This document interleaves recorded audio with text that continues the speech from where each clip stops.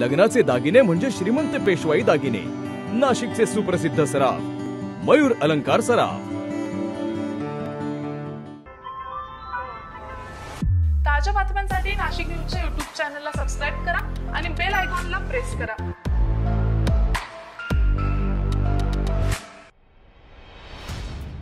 Nashik road मध्यवर्ती कारागृहातील circle क्रमांक 2च्या बॅरेक क्रमांक 8च्या परिसरातील शौचालयाच्या पाठीमागे अज्ञात व्यक्तीने तंबाखूच्या प्लास्टिकच्या पिशवीत जमिनीत लपवून ठेवलेला मोबाईल कारागृह प्रशासनाला मिळून आलाय।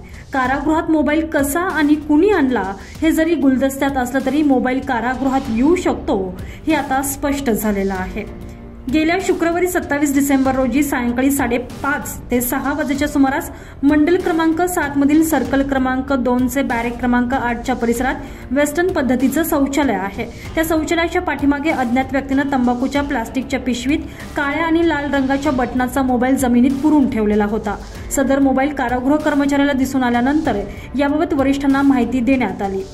नाशिक रोड मध्यवर्ती कारागृहातील श्रेणी 1चे तुरुंगाधिकारी हिरालाल देवराव भामरे यांनी याबाबत फिर्याद दिलेली आहे। या प्रकरणी नाशिक रोड पोलीस ठाण्यात गुन्हा दाखल करण्यात आलेला आहे। पुढील तपास वरिष्ठ पोलीस निरीक्षक अशोक गिरी यांच्या मार्गदर्शनाखाली गुन्हे शोध पथकाचे उपनिरीक्षक संदीप पवार करत आहे।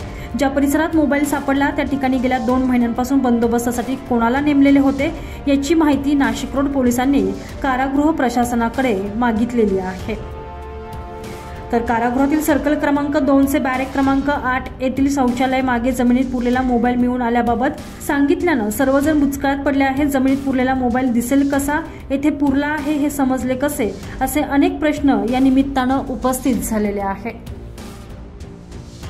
सनी काळे, नाशिक न्यूज, नाशिक रोड।